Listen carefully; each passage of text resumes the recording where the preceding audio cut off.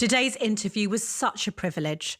Sir Tim Smit has the most unorthodox yet incredible story, from a successful career in the music industry to founding the Eden Project, one of the UK's most magnificent treasures, the eighth wonder of the world, no less.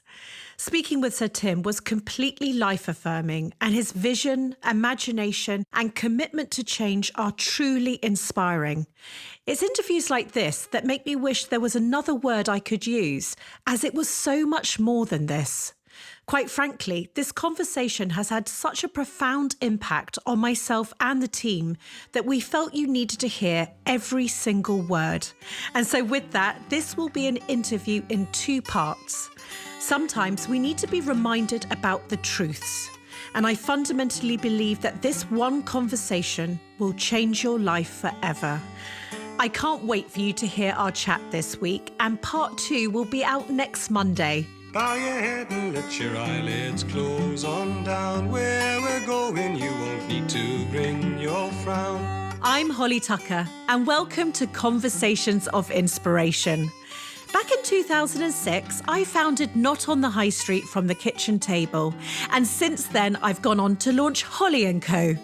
I'm the UK ambassador of creative small businesses, and I believe that having a business doing what you love is the key to a happy, fulfilled life. My dream is to help everybody start theirs. I'm here to offer advice, inspiration, wisdom and encouragement. And in my view, the best way to do this is by sharing stories. So I've reached out to my favourite small businesses, entrepreneurs and those who simply inspire me and asked them to share theirs. With thanks to Natwest, who have helped bring this free podcast to life. Here are my Conversations of Inspiration. Hello, Tim. It is wonderful to finally meet you. And as I was just saying to you, it is a huge honour of mine. I'm a big fan. And I know that today, actually, I was meant to be interviewing you in person at Eden. You know, this was going to be Conversations of Inspiration live at Eden. I know your team had amazingly set this all up for us, but unfortunately, we've not been able to be together. But where do you find yourself today? I find myself at Bedardle Farmhouse, my farmhouse that looks straight down the Foy River Valley. So I'm on a very high spot. It's very blustery. I'm not at work today because I actually taken very much to working from home. I enjoy it. I actually prefer being at home to being in an office. And don't we all? Well, actually, maybe not everybody does, but I do. I couldn't agree with you more, actually. I think for people who have been a long time in business and building, you know, we found ourselves away from home a lot. And so I think that there's a nicety about having your home comforts around you. I'm assuming that you were always out and about. I've always, throughout my life, often had a home base. When I was in the music industry, I had a domestic studio at home where I did the demos, and then I would work out in recording studios across town. And with the discovery of the Lost Gardens of Heligan, I was spending quite a lot of time initially working from home because there was no shelter at the gardens. And then I worked out of a wooden shed. And sheds have been the background to my life from that moment on. Since 1991, I have been a shed man. You know. Yeah, you can't beat sheds. Home comfort to extremes then, really.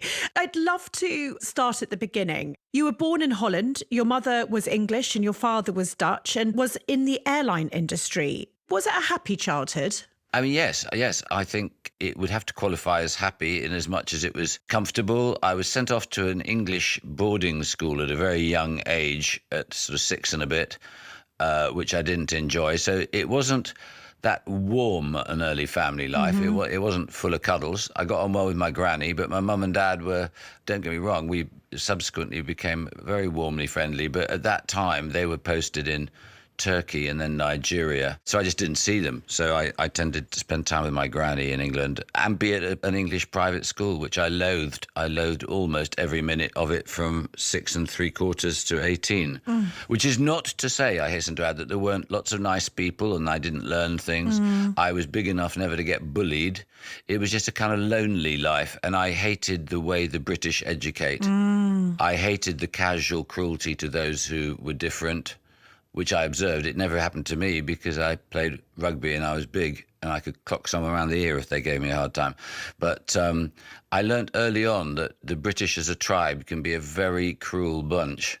I don't know whether it's true for every nation, but there is a kind of thing, there's a kind of class thing, which is if you are from a better off beginning, I'm talking 60s, there was at that time a sort of superiority, a kind of swooping arrogance that came from wealth that I loathed.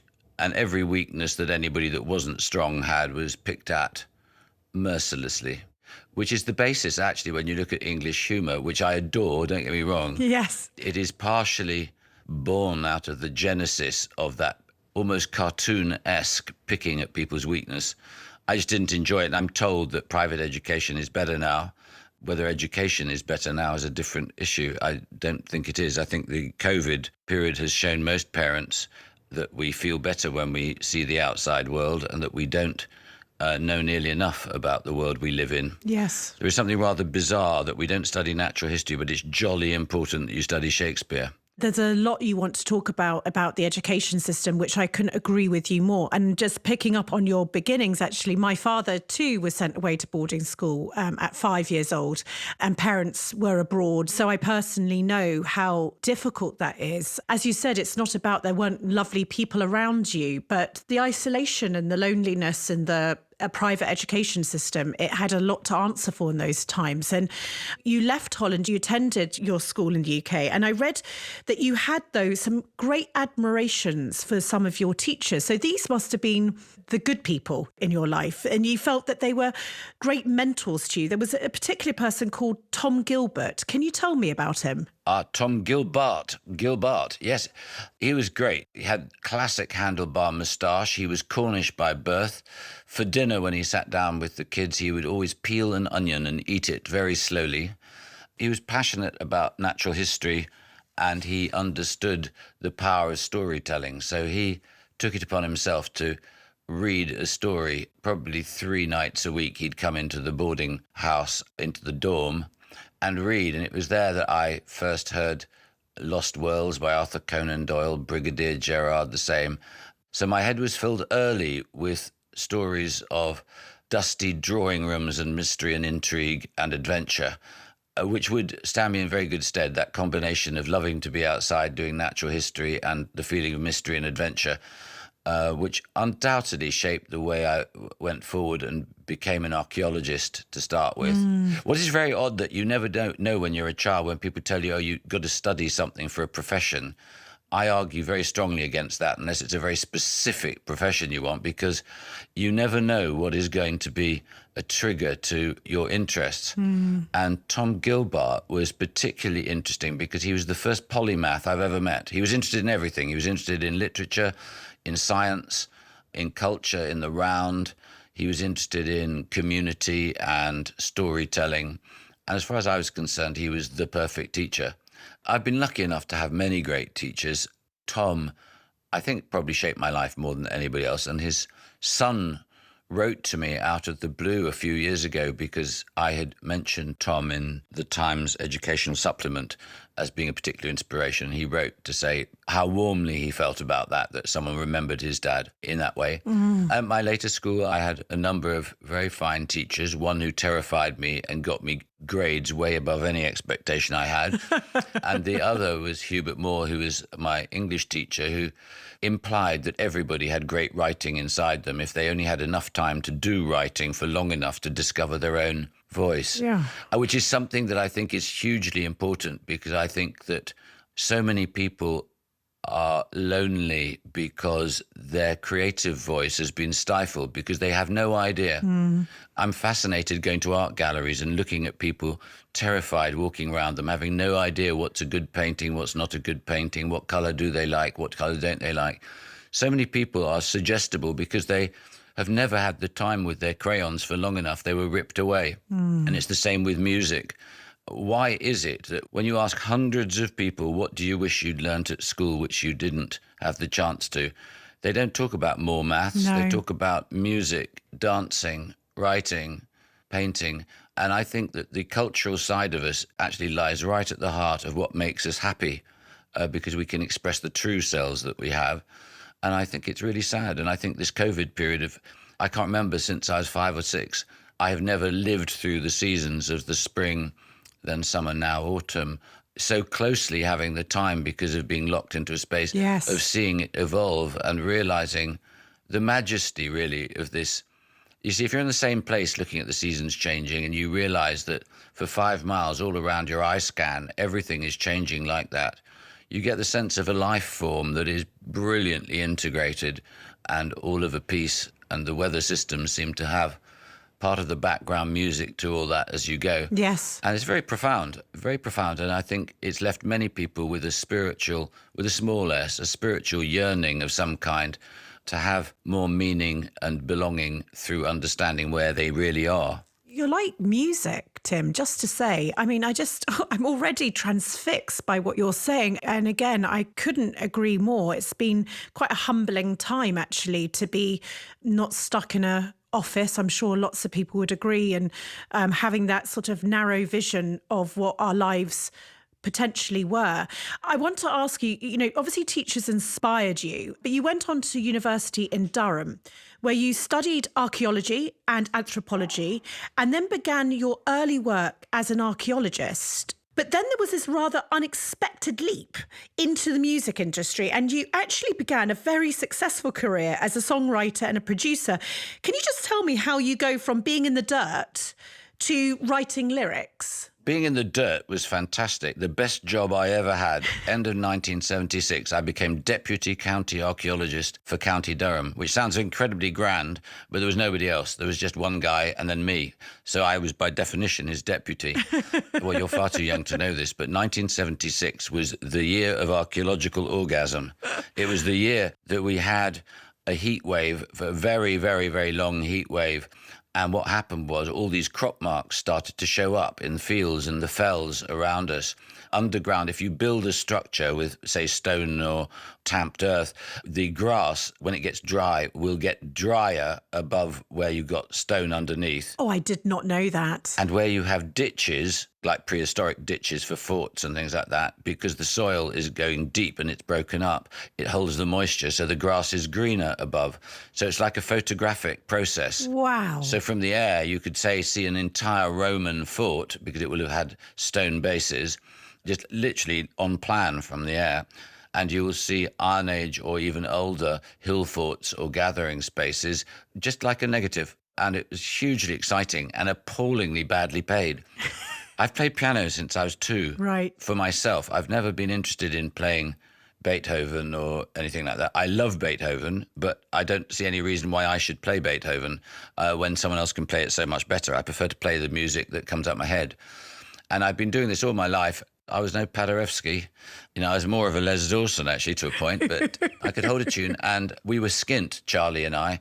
Charlie was on my stairs at uni, and we realised that the bands who were coming to play the May balls were paid quite a lot of money. So we decided that because we could hold a tune, we very quickly, with a number of other people, put together a set of covers, bought some gear, and away we went. And it was great fun. But the best thing that happened to us was that we had a mad guy from the music department who was an electronics bloke. And he wasn't a musician. He was a guy who specialised in valves and capacitors and the sort of hidden secret mysteries of what would become synthesizers. Yeah. And he, for curiosity, built an enormous PA system, which meant that we had the biggest PA system in the whole of the Northeast. So when the punk boom started in 76, 77, we made more money renting our PA to the City Hall in Newcastle than we ever played playing.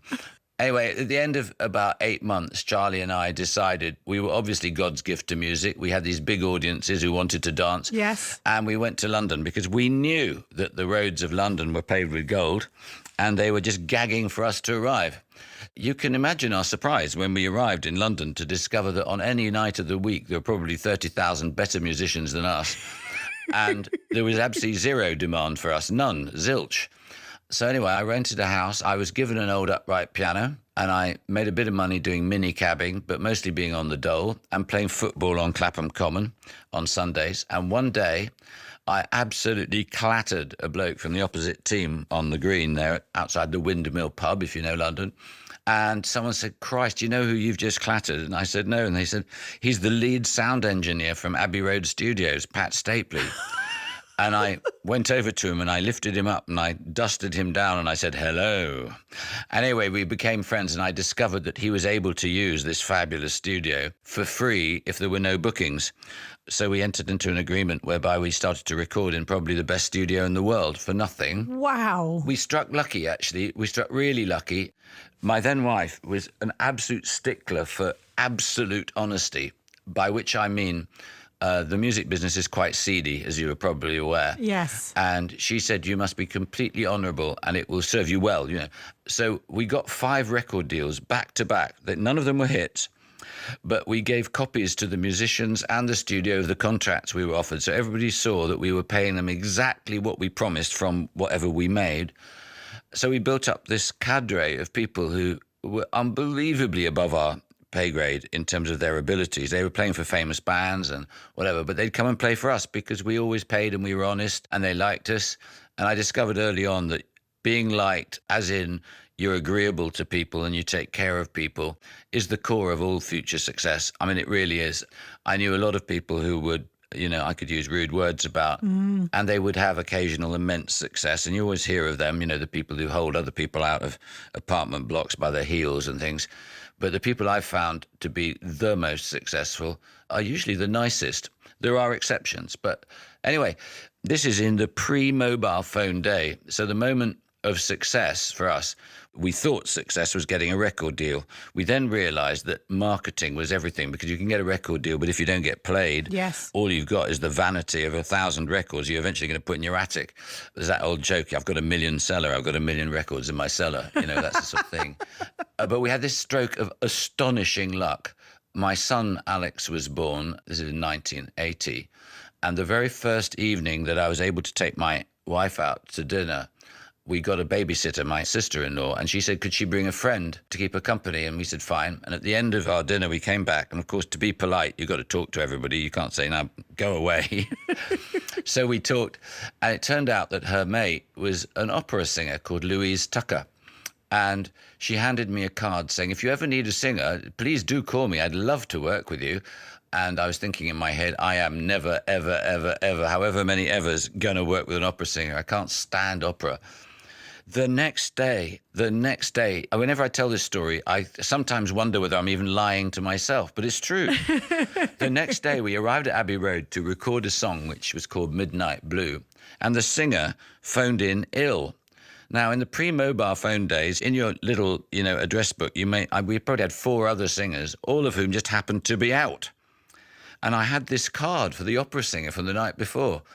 And I called her up, and she happened to be free, and in fact, just round the corner. She came in, she sang, and the record we made that day, literally 4 weeks, 28 days later, was #1 in Belgium, then Luxembourg, then Holland, then France, then Germany, and it went on and on and on. We eventually had a 7 million selling record, triple platinum and all the rest of it, and we flew all over the world and had a good time.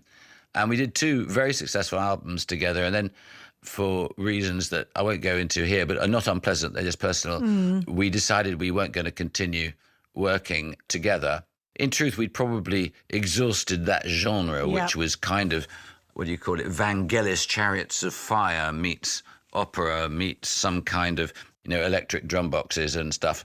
And there's a limit to how fascinating you can make that. We did the world a service. We stopped making those type of records and we went off and recorded a number of other big acts. Gosh. But I actually fell out of love with it. I remember one day I was in a limousine going to an awards ceremony to get platinum discs at the Tour d'Argent in France. And we were staying in probably the best or one of the best hotels in the world. And when we got into the limo, the record that came on the radio that the driver was playing was our record. And it had been the biggest selling record in France in history, up until some years later when you had Live Aid, took it off the top. Wow. And the record that then played afterwards was the record that would knock us off number one, called En Irlande by Michel Thor, which we'd also written. So it was the really weirdest feeling. And I remember when researching you said that actually you sort of made a bit of a fortune, and then whatever it was possible to get wrong, you say you got wrong. Despite this commercial success of what you were doing, you felt a bit hollow. Is that right? You felt a bit lost? The thing is, one of the vital lessons you can give people is be careful what you wish for. I agree. When you imagine the success you think you'll have, in your head when you're imagining it, you're imagining your mates are with you, your family and all the rest of it. The truth is, and this is a horrible thing to say, but everybody who's been successful knows it's true. There is a terrible irony in friendship that people don't like it if one of their number exceeds the expectation of the rest. I saw one of the saddest documentaries I've ever seen about the band Def Leppard. They were talking to Joe Elliott, the lead singer, and he said, you can't do right. You go back to your hometown. You don't buy a drink, you're considered a mean so-and-so. You do buy a drink, you're considered a flash so-and-so. You can't win. And he was just so sad that the success he'd imagined, he wasn't able to share with the very people he grew up with. Now, for me, it wasn't that extreme. And the point for me was simply that music was something I really loved, and it's something I had in my life from the age of 2. And when you start turning it into a commercial package, look, it's very satisfying to make the money and to appear in places and have people tell you that they fell in love to a song you wrote or something. That's great. But actually, it's essentially a very lonely thing when you realize the creative structure you've created for yourself. Whether you like it or not, great music continuously is not 3 minutes, 20 seconds long with an introduction, 2 verses, chorus, 1 verse, 2 choruses, middle 8, choruses out. And that's actually how most pop music is created. And the formulaic nature of that, it enabled you to express yourself in one particular genre, but it's a bit like you've been told to only do little detective novellas, for film scripts, and actually what you wanted was to write a complete novel. Yes. And I just fell completely out of love with it. You're right, I had made lots of mistakes. The biggest problem for men mostly, not so much women, but men have this extraordinary vanity that comes from success. They can't help it. There is something where suddenly they feel like cocks of the roost. You swank about. And the weirdest thing is how you will then make all sorts of decisions that if you were giving advice to other people, it's not advice you're taking yourself. In the last series, I gave you the chance to win a one-to-one mentoring session with me, and I am thrilled that I'm doing the same this time. Plus, there'll be 10 opportunities to win specially tailored business mentoring sessions from the Natwest Entrepreneurship Managers. This team have coached tens of thousands of startups and business owners across the country, so they know their stuff. To be in with a chance to win, all you need to do is sign up to the Natwest Business Builder using our code. The Business Builder is a completely free e-learning site full of information and advice covering everything from well-being to finance. Head to natwestbusinesshub.com/Holly Tucker for all the details. Now, as you know, each week we run a competition with Natwest, who give away their ad break to small businesses and independents. They truly believe in the power of small and want to give you the opportunity to showcase your business to tens of thousands of listeners. So without further ado, let me hand over to this week's Natwest Independent Ad Break winner. Oh, have I won? Excellent. Well, hello. My name is Catherine and I run Hill & Ellis. We create stylish technical cycle bags for everyday cyclists. I cycle to work as a TV producer every day for 10 years and wanted a bag that attached to my bike, but I didn't want to throw it into a bush as soon as I got to work. After years of searching fruitlessly, I decided to design my own, and Hill & Ellis was born. All our bags are designed to look good on the arm and work perfectly on the bike, so you no longer have to walk into work with a black, ugly neoprene sack. We make panniers, saddlebags, Brompton-compatible bags, and we've just launched our personalised baskets. If you're looking to join the growing community of cyclists during this pandemic, to avoid the crowds and enjoy your commute, check us out. Our full range of bags can be seen online at hillandellis.com. That's HILLANDELLIS. We plant a tree for every bag sold, and for £10 off, use code HOLLY10. If you'd like to take Natwest up on their generosity and be heard by tens of thousands of people, we've created more information on what we're looking for at our website, holly.co. Now, let's get back to our conversation of inspiration. We're going to go on to now your next sort of chapter in your life. In 1987, you sold your house in London.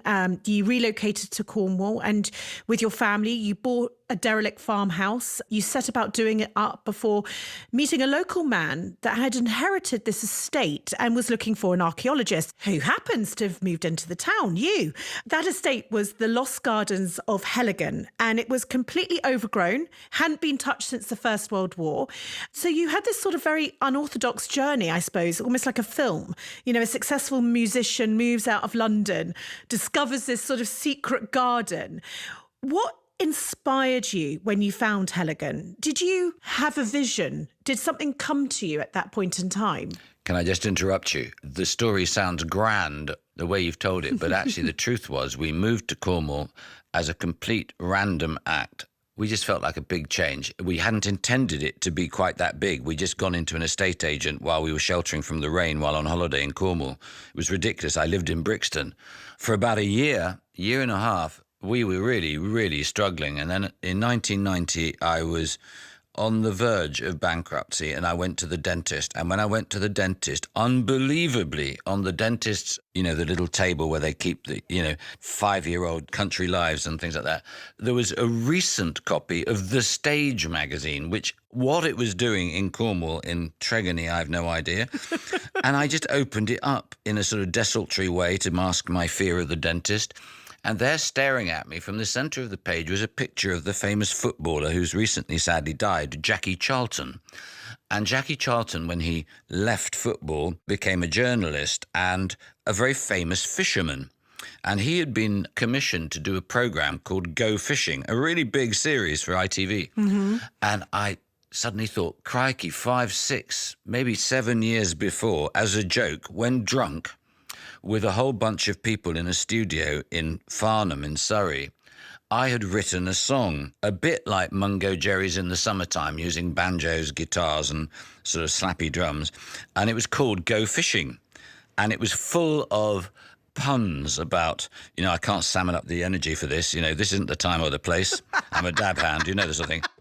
Anyway, let's not skate over that. But anyway, so I went home and I found I only had a cassette of the music, and I sent it to the production company expecting to hear nothing. And literally, 3 days later, I got a phone call. They said, "This is perfect. We want it as the theme tune for our series. And by the way, have you got any more music? Because we haven't actually commissioned the music for the series." So I was saved from bankruptcy through being drunk, playing a kind of pastiche of In the Summertime about Go Fishing, and it bailed us out completely, which is marvellous. So anyway, we were a bit cheered up by this, but still no further forward in terms of a career move. And a guy I knew who ran Newquay Zoo turned up in a white van with a trailer and uttered these immortal words. He said, "You have a garage, but there's no car in it. And I have a huge black pig with no home. Do you think we could put the two together?" And I was dumbfounded. I'd never kept a pig in my life. But anyway, that day I took ownership. Well, ownership is overdoing it, really. I entered into agreed companionship with an enormous Vietnamese pot-bellied pig called Horace. And Horace had a nose that was unbelievably strong, and he didn't like being alone. So he broke out immediately out of the garage, and then he broke into my farmhouse, literally broke in, and came in and put his arse against the Aga, and there he stayed. Oh, my goodness, what a story. Well, he and I would enter into lots of conversations. He was a good listener, which is good. And eventually I realised that Horace was lonely, and it would be really good if I could maybe find him a mate. So I went looking for a mate, and luckily we found Doris. And Doris came, and it was love. He never wanted to enter the kitchen again. He had far too much to do down in the garage. where they were fossicking amongst, fresh hay and all the rest of it. I'll talk about it later when you ask me what's the greatest high of my life, so I won't spoil it. Yeah, don't story steal. No, but Horace and Doris are involved. Just so anybody who's still listening, they're going to make a new appearance. But I decided, as a result of all of this, that I was obviously destined to look after animals. I have no reason why I came to this conclusion, except for Horace and my affection for him. So I started to look for some land where I could have a rare breed park. And that was how I met John Willis, who owned the estate that had gone derelict. And it was only on account of the fact that I've got unbelievably sensitive lips that the world then changed for me, because he instantly told me that I couldn't have the land, but he'd just given me a really hot cup of tea and I couldn't put it down. So we had to enter small talk, during which I had said that in my past I'd been an archaeologist, and then he uttered the words, "I have need of an archaeologist," which I'd never heard before. That's how my life changed, because the following day I accompanied him into these gardens, which were completely overgrown, and we cut our way through 5-foot-high brambles and eventually ended up at a walled garden, the classic secret garden, walled garden with a door slightly ajar, the green paint peeling, the rusty hinges. Wow. And I forced it open with my shoulder, and inside was a very long greenhouse where the wood had long ago rotted out, but the glass was twinkling, held up by the remains of one solitary surviving vine and ivy and bramble. And the light played through it, and there was this moment where the light hit the plaster wall inside the greenhouse, and I saw a pair of scissors, vine scissors, for cutting bunches of grapes off. And the moment my eyes picked up on tools, I suddenly saw them everywhere, and this whole garden was like the Mary Celeste, the ship that was found with no one on it. Yes. And it was like someone had said tea time, and everybody had left and never come back. And as we went through the story of Heligan, as we will no doubt talk about, that became the motif. It was the most romantic thing you can imagine. I knew inside 45 minutes of being there that this is what I wanted to do with my life.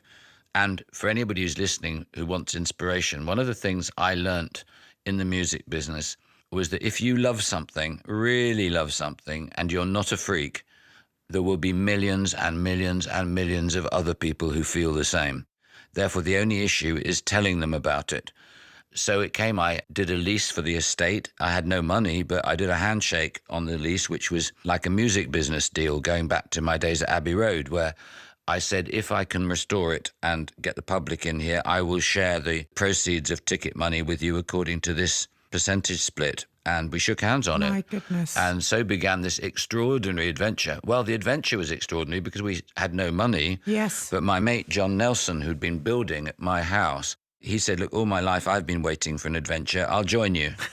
And he had a few mates who were also looking for adventure. No one would tell us how much anything would cost, so we decided to clear 1 acre. The deal we made with ourselves was we'd clear 1 acre and see what it felt like.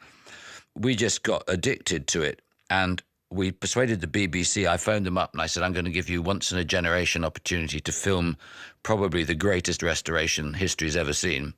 I had to do a bit of selling, of course. Yes. And Stefan Buchatsky, who is the doyen of Gardener's World, was hooked, and he came and they did this film, and it won the award for Best Documentary in Britain.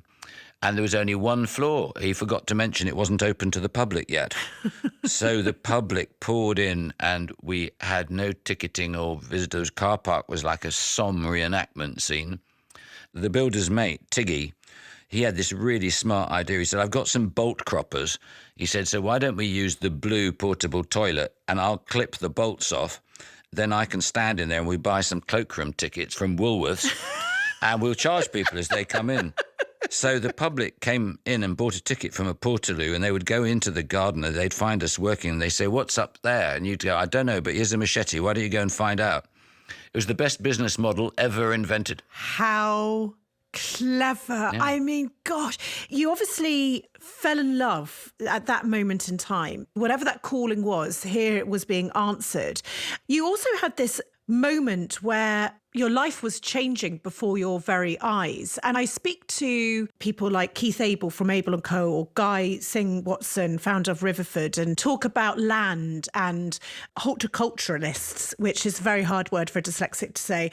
I know you've got quite a lot of opinion here, because I read that you said, I say to people that the ones who will save us from extinction are the horticulturalists. What would you say, when we look at the future and people, and we're going to go on to building Eden, but at that point in time, did you feel this sense of responsibility?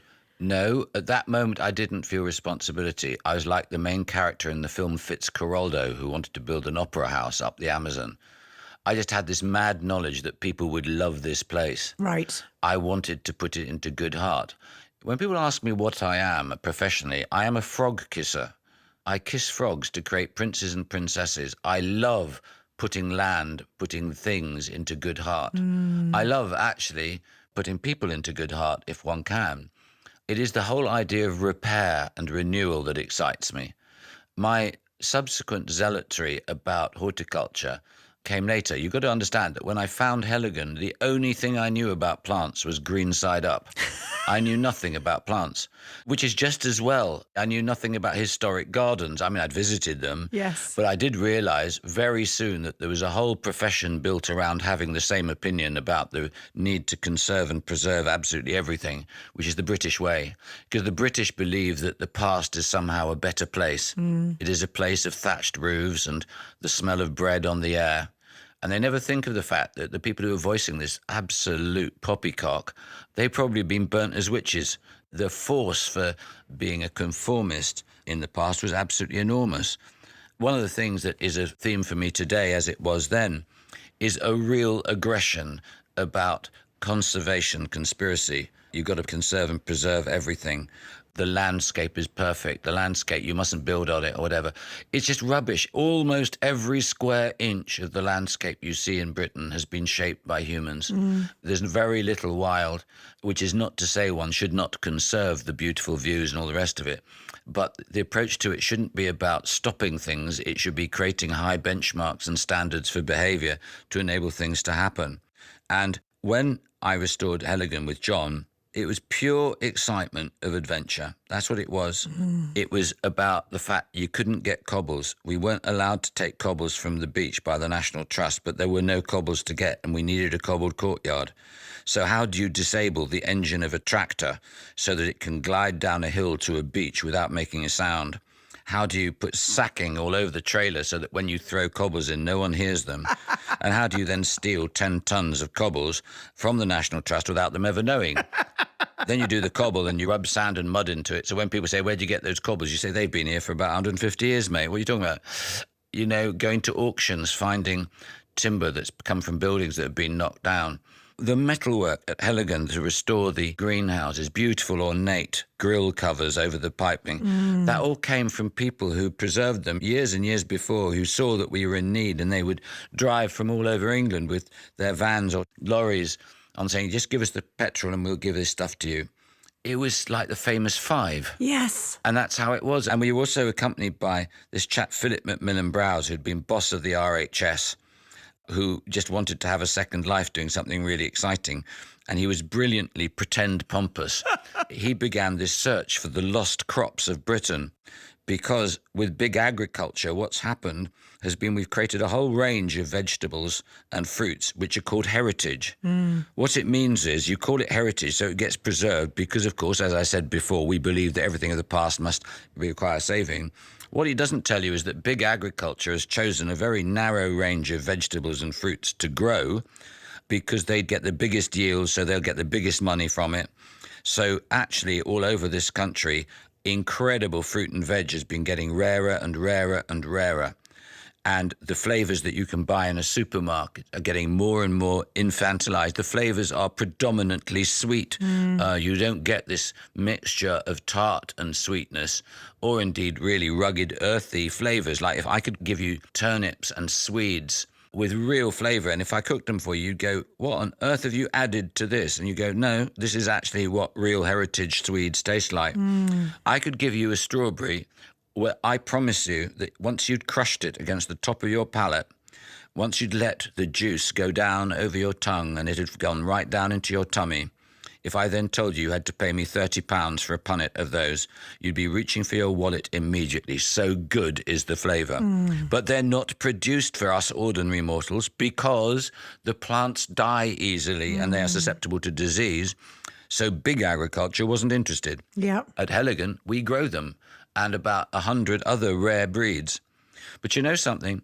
If a bomb went off tomorrow or there was a plague that actually wiped out most of us, and it was in a post-apocalypse time. There's a fantastic book by Lewis Dunkeld, which came out 18 months ago, called The Knowledge, and it was about how would you survive and thrive in such a situation. Lots of people have written books about survivalism, you know, how to skin a rabbit and all that sort of stuff, but this is about how do you maintain your civilization. And he says immediately, the first thing you need to do after having stocked up on tinned goods is to find some land and discover how to make the ground fertile, because there will be no refrigeration. No. You've got to get rotation sorted out. You've got to manage the seasons so you don't have the terrible penalty of the dying month. The dying month is April. April, in the days before refrigeration, was pretty much the last outpost of anything you could have saved in straw in the dark to eat, to give you nourishment. And if you'd had a poor season, you'd be probably dying before that. Gosh. These guys who are horticulturists, I cannot bear it. You get Country Living magazine and people like that. They go round gardens like mine. We were the first. We were absolutely the first at Heligan. Yeah. They go round it and it's kind of like Kensington or Chelsea lifestyle choice. Isn't it really sweet? Look at the herringbone brickwork, and we can all be like a stage set from The Pig restaurant, which is marvellous, by the way. I'm not taking it out on the pig. But what they're doing is denigrating a science, the applied science of horticulture, which is every bit as noble as engineering, pharmacy, or medicine, and I would argue possibly more important than the latter two. And we've allowed our country to so undermine the brand of horticulture that it is now assumed that if you are in gardening or horticulture, you must have some lack of ambition, or you are the third most ungifted child of the most ungifted child. It is an utter scandal. If you go back to Holland, if you are a horticulturist, you're a professional. You are viewed at the same level as a doctor, engineer, accountant, and probably regarded as more noble than any of them. And it makes me furious because, I'm sorry I'm having a rant, I love your rant. but last year I had one of the richest men in China came to stay. He has the biggest plantation of fruit in the world. And he came to see me and we had a great time looking at old tools and stuff because although he's now a multi-billionaire, he grew up on a state farm in the far east of China. And when he was here, he said two things. He said, how is it possible that you have what you call a democracy and you have voted for people who do not understand the importance of what has made you great? And he felt really passionate about horticulture, and he gave a cheque while he was here, unfortunately not to me, but he gave a cheque of £3 million to a big fruit research establishment here in Britain because he thought it was a scandal that the basis of his wealth, which was fruit growing, had come from the knowledge that had been garnered by British fruit researchers, and it was being treated with such poor respect in this country. Gosh. So at Heligan and at Eden, we've started training again. One of the things I'm trying to train people in is basic arrogance and self-respect. I want people to understand how to use various different types of equipment, how to be soil specialists and LiDAR specialists so that we can give people the training to make them really, really valuable. You have no idea how angry I get when I lose some of my best staff to hedge fund bloody managers who've made their pile in the city, who've now bought themselves a stately home and then want to offer like 55 to 70 grand to a horticulturist plus car plus house because they're too lazy to do any kind of investment themselves. It just drives you nuts. Yeah, well, I can only imagine it does. And thank you for that. The amount that the listeners, have learned in that moment in time is incredible. All year, together with our friends at 3, we're working to make business dreams come true. Share your dreams on social using the hashtag Holly & Co Dreamer, and who knows what will happen. 3 understands it's been a tough time for businesses, so they're offering their business price promise. A promise that if you find a better deal, they'll beat it. Not only that, I love that they offer up to £500 of benefits from specialist partners to help your business thrive. Head to 3.co.uk/terms for terms and conditions. Now, here's a short story about those that dreamed big and flew. How do 3 former roommates turn the idea of renting out an airbed in their living room into a $30 billion business? Well, that's exactly what Airbnb founders Brian Chesky and Joe Gebbia did in 2007 when they moved to San Francisco and couldn't pay their rent. Recognizing the high cost of renting and identifying an opportunity in the market, they bought a few airbeds and began offering visitors a place to sleep with breakfast in the morning. Airbed and Breakfast was born. In early 2008, Nathan Blakarczyk, a former roommate of Chesky's, joined as the 3rd co-founder of the venture, which became known as Airbnb. With a lack of funding to take their business to the next level, the founders came up with a novel idea during the 2008 US election. Election-themed cereal sold at $40 a box. It banked them $30,000. They were then able to create a website, persuaded local people to list their rooms, and in just 1 week, they had over 800 bookings.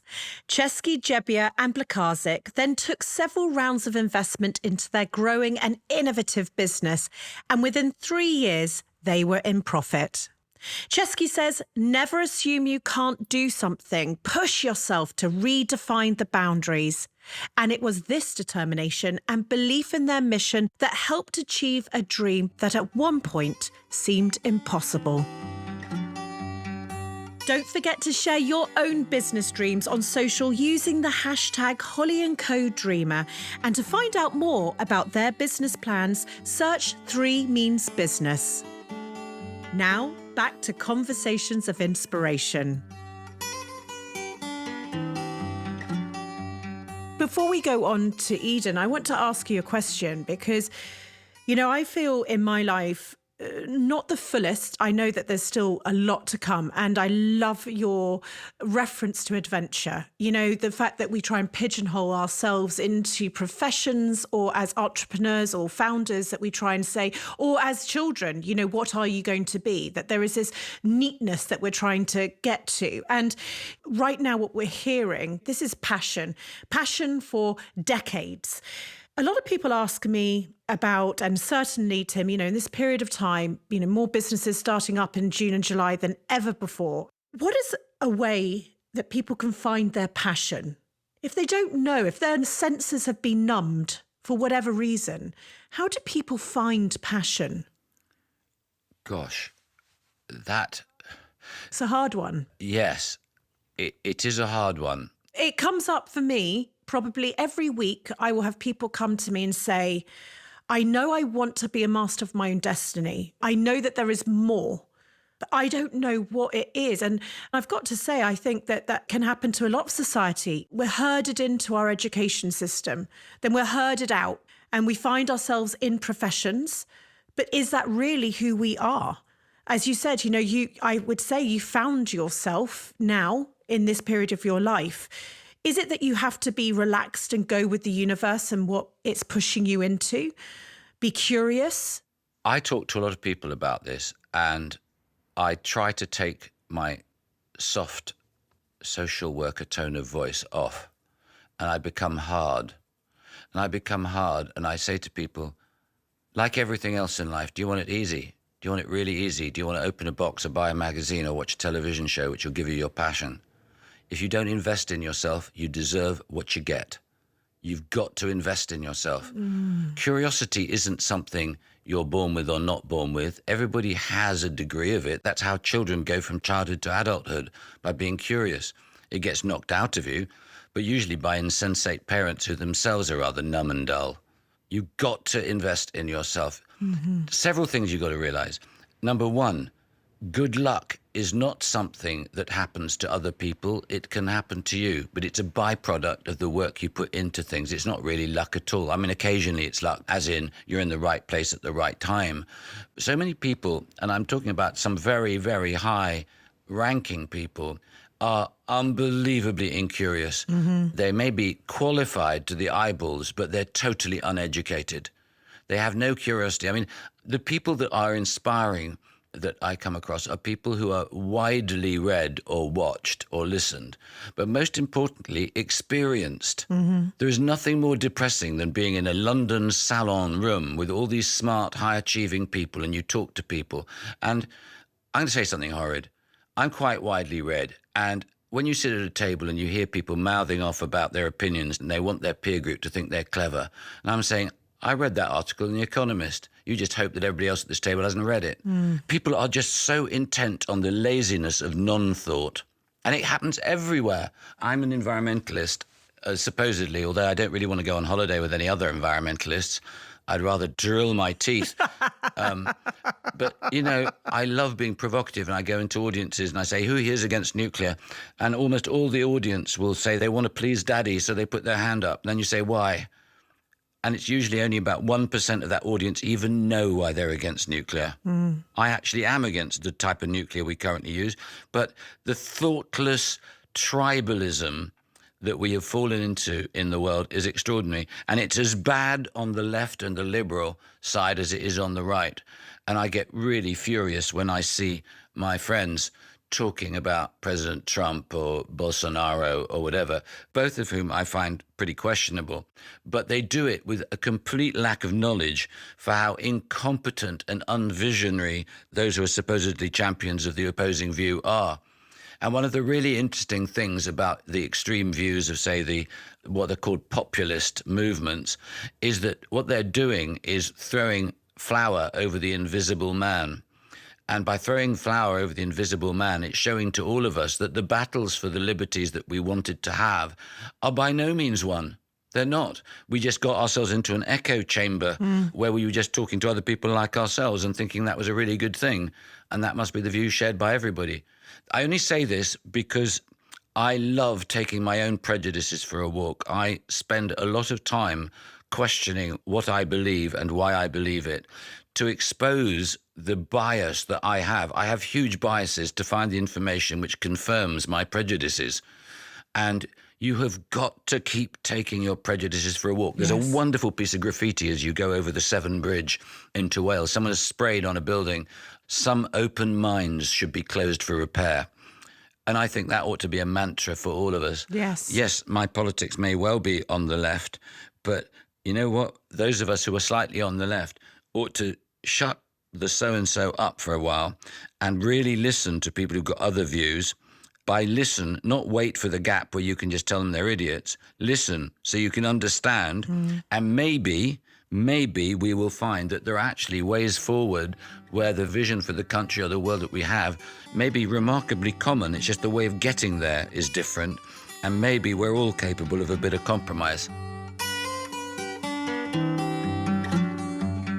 As I said, there was no way of squeezing all of Sir Tim's wisdom into one podcast. So make sure you tune in next Monday for part 2. Before you go, don't forget that to be in with a chance to win a 90-minute mentoring session with me, all you need to do is sign up to Natwest's Business Builder. It's packed full of videos and advice to help you build your business and give you the tools you need. To find out more, head to natwestbusinesshub.com/Holly Tucker. And if you've enjoyed this episode, if it's helped you along your journey or inspired you, would you mind rating and reviewing? Your support means the world to me. It really does spread the word and will help inspire even more people to build a life they love. And if you want to hear all our latest news, you can sign up to my weekly newsletter, Holly's Desk Notes, over at holly.co.